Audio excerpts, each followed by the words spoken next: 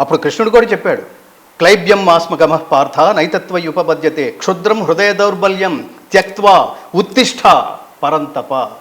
త్యక్త్వా వదిలిపెట్టు, ఉత్తిష్ట లే, పరంతప శత్రువులను తప్పింపచేయు అర్జునుడా లే, నిద్రావస్థలో ఉన్నావా, ఉత్తిష్ట జాగ్రత్త ప్రాప్యవరాన్ని బోధత.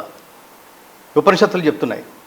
అంటే నిద్రాణమైన స్థితిలో ఉన్నవాడిని నిరంతరం మేలుకొలుపుతూనే ఉండవలసిన అగత్యం ఏర్పడిన జాతి ప్రపంచంలో ఒక్క హిందూ జాతి అనిపిస్తుంది. వీళ్ళు దేన్ని పట్టించుకోరు. నేను ఒక విషయం చెప్తుంటాను, Hinduism is so strong but Hindus are so weak. ఎందుకంటే వీళ్ళు మనం భారతదేశంలో 80% హిందువులు 80% హిందువులని మాట్లాడుతున్నాం. 80% హిందువులని ఏమిటి స్ట్రెంగ్త్తో మాట్లాడుతున్నారా? లేదు. 80% హిందువులున్నా వీక్గా ఉన్న జాతిది. ఆ స్ట్రెంగ్త్ని ఏదో పెంచాలి. మేము అందుకనే ఆ భగవద్గీత అనేది దీన్ని ఎత్తుకున్నాం.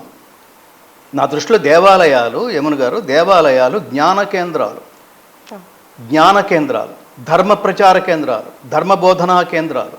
అంతే తప్ప గుడికి వెళ్ళి దండం పెట్టేసుకుని హుండీలో కొంచెం వేసేసి ఆ పూజారిని ఏదో పోషిస్తున్నాం, లేదా లలిత సహస్రనామం, విష్ణు సహస్రనామం పారాయణం చేసి వచ్చేస్తున్నాం. అసలు ఇది కాదు. మనం కాపాడుకోవటం కూడా ఫస్ట్ లెవెల్లో ధర్మాన్ని మీరు చదవాలి, సెకండ్ లెవెల్లో దాన్ని అర్థం చేసుకోవాలి, థర్డ్ లెవెల్లో దాన్ని ఆచరించాలి, ఫోర్త్ లెవెల్లో దాన్ని ప్రచారం చేయాలి, ఫిఫ్త్ లెవెల్ ఉంది, మోస్ట్ ఇంపార్టెంట్ లెవెల్. అదేంటంటే ఎవడన్నా హిందూయిజం గురించి నెగిటివ్గా మాట్లాడితే, హిందూయిజం అంటే ఈ దేశపు ఐడియాలజీ అండి.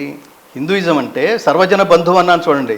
అసలు ప్రపంచంలో ఎవరి మాట వింటే ఏం చెప్పాడరా అని అన్నారో, ఏం చెప్పాడరా అని అతనికి విశ్వగురు స్థానం ఇచ్చారు. Edwin Arnold, max Muller, Oppenheimer, warn Hastings, Einstein, Aldous Huxley, David ఫ్రాలే, ఇంతమంది. భారతదేశంలో ఉన్న హిందూయిజం ఇది ప్రపంచంలో ఇంకెవరు మనం ఒకసారి దీని లోతులకు వెళ్తే ఇంకొక చోట మనం తల తిప్పి చూడవలసిన అవసరం లేనంత జ్ఞాన భాండాగారం హిందూయిజంలో ఉంది.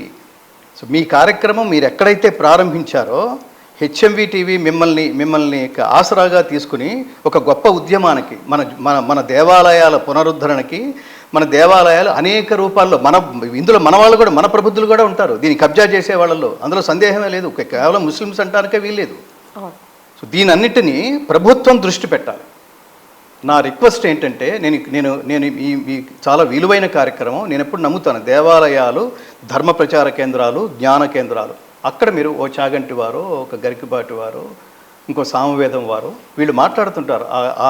ఆ గుడికి వెళ్ళి మాట్లాడినప్పుడు కొన్ని వందల మంది, వేల మంది భక్తులు వస్తారు, వింటారు. ఇందాక చెప్పినట్టు మనుష్యాణం సహస్రేషు. అప్పటిదాకా ఐడియాలజీ ఏమీ లేదనుకోండి. ఆ పురాణ ప్రవచనంలో ఒక రాముని ఉదాహరణగా తీసుకుని, రాముడు అంతకాలం ఎలా 11,000 సంవత్సరాలు ఎలా పరిపాలించాడు అంటే లాజికల్గా చెప్తారు ఆయన. ఈ దేశంలో పుట్టిన ప్రతి శాస్త్రము శాస్త్రీయమే, అది తెలుసుకోవాలి. దీనికి లాజిక్ ఏమిటంటే దానికి బియాండ్ ది లాజిక్ చెప్తారు. కానీ ఇలా ఆచరిస్తే ఏం జరుగుతుంది అంటే ప్రకృతి సహకరిస్తుంది. అంటే ప్రకృతి ఎలా సహకరిస్తుంది? You cannot prove, you can feel. So అట్లా నేనేమంటానంటే, ఈ ధర్మాన్ని నిలబెట్టడం కోసం దేవాలయాల పేరుతో కొన్ని వందల వేల లక్షల ఎకరాలు కబ్జా కాబడ్డాయి. అది చాలా చాలా దురదృష్టకరమైన విషయం. దీన్ని వ్యక్తులుగా నేనేమంటానంటే, ఫస్ట్ లెవెల్లో అసలు ఆ గ్రామ ప్రజలందరూ ఏం చేస్తున్నారు? ఇప్పుడు యమునా పాఠక్ గారు వచ్చారు, లేదా హెచ్ఎం టీవీ వచ్చింది, దీంతో ఉద్యమం ఎంతవరకు ముందుకు వెళ్ళగలదు? నానా జరుగుతోంది ఇది అని ప్రజల్లోకి మీరు బలంగా తీసుకువెళ్ళగలరు. దీన్ని ఇలా ఎదుర్కోవాలి, బలంగా తీసుకెళ్ళగలరు. చెప్పినా ఎదుర్కొనేందుకు ప్రజలు సిద్ధంగా లేరనుకోండి. నేను ఏమంటానంటే, మీకు ఆంధ్రదేశంలో ఆ మధ్యన పిఠాపురంలో 24 హిందూ దేవీ దేవతల విగ్రహాలు పడగొట్టబడ్డాయి.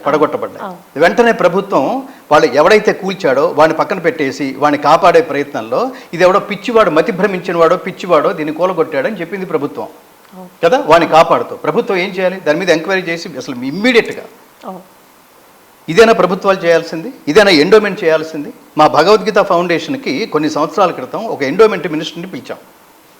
ఈ వ్యవస్థ అంతా తెలుసుకుంటే, ఎందుకంటే మనం నిజానికి చాలా చిన్నవాళ్ళం. యమున గారు, మనకున్న శారీరక స్థాయి లేదా మానసిక స్థాయి ఇవన్నీ చాలా లోయర్ లెవెల్లో ఉంటాయి. దీంతో మనం ఒక్కళ్ళమే ఈత్తుపోతాం. కానీ మనం వ్యక్తి స్థానంలో ఉన్న మనం భవిష్యత్తులో వ్యవస్థగా కనుక రూపం దాల్స్తే అది మనం లేని కాలంలో కూడా ధర్మాన్ని ప్రచారం చేస్తూ ఉంటుంది. మన తాపత్రయం అంతే అదే. ఉన్న కాలంలో ఇదేదో మన ధనార్జన కోసమా? ఇది వదిలేస్తే మనకి ఇంతకంటే ఎక్కువ డబ్బు రాదా? డబ్బే లైఫ్ అనుకుంటే మీరు ఎందుకు అవన్నీ? మీ వ్యక్తిగత జీవితం ఏమిటి? మీ కుటుంబం ఏమిటి?